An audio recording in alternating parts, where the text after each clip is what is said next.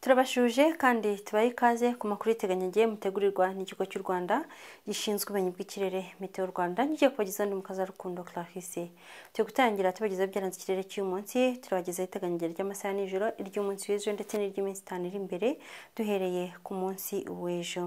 Uyu munsi tariki 22 Ukwakira mu kirere cy'u Rwanda mu bice bitandukanye by'igihugu haguye imvura. Mu masaha nijoro hakaba hateganyijwe imvura cyane cyane mu bice by'uburengerazuba bw'igihugu cyacu, ahandi hasigaye hakaza kurangwa n'ibicu bitari butange imvura.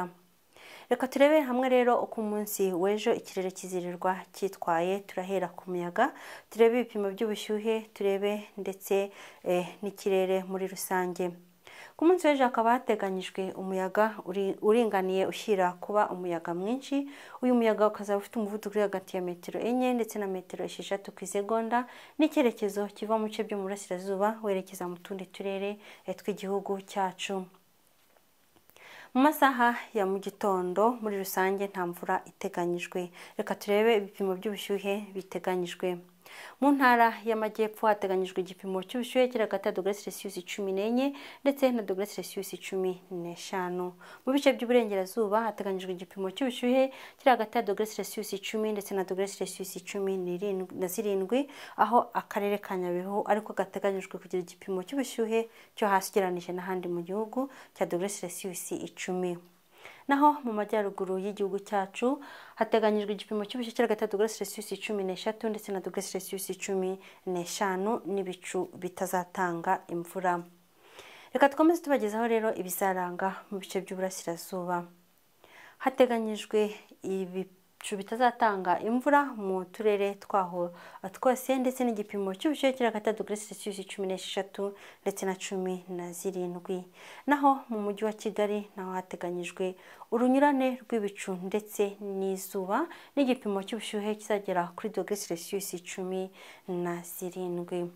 Mu masaha yo ku gicamunsi mu ntara y'amajyepfo mu turere twaho twose hakaba hateganyijwe imvura kandi izumvikanamo inkuba n'igipimo cy'ubushyuhe cyo hejuru cya °C27. Mu bice by'uburengerazuba bw'igihugu cyacu naho hateganyijwe imvura izumvikanamo inkuba ndetse igipimo cy'ubushyuhe cyo hejuru kizagera kuri °C27. Mu majyaruguru y'igihugu cyacu naho hateganyijwe imvura izumvikanamo inkuba, igipimo cy'ubushyuhe kikazagera kuri °C26. Mu bice by'uburasirazuba bw'igihugu cyacu hakaba hateganyijwe naho imvura izumvikanamo inkuba, igipimo cy'ubushyuhe cya °C28 giteganyijwe mu karere ka Nyagatare, aho hateganyijwe kugira igipimo cy'ubushyuhe cyo hejuru ugereranije n'ahandi mu gihugu. Mu mujyi wa Kigali naho hateganyijwe imvura izumvikanamo inkuba n'igipimo cy'ubushyuhe kizagera kuri °C27. Reka turebere hamwe rero mu minsi 5 iri imbere duhereye ku munsi w'ejo tariki 23 kugera ku tariki 27 uko ikirere giteganyijwe.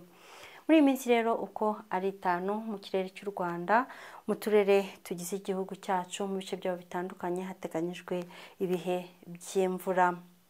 Ibi bikaba biri guterwa n'uko dukomeje kugira isangano ry'imiyaga riduha ubuhehere bw'umwuka butuma dukomeza kugira imvura mu bice bitandukanye by'igihugu cyacu. Ku munsi w'ejo izuba riteganyijwe kurasa mu masaha ya 11:35 za mu gitondo, rirenga saa 11:43 za nimugoroba. Mwakoze kudukurikira, tubifurije kugira ijoro ryiza.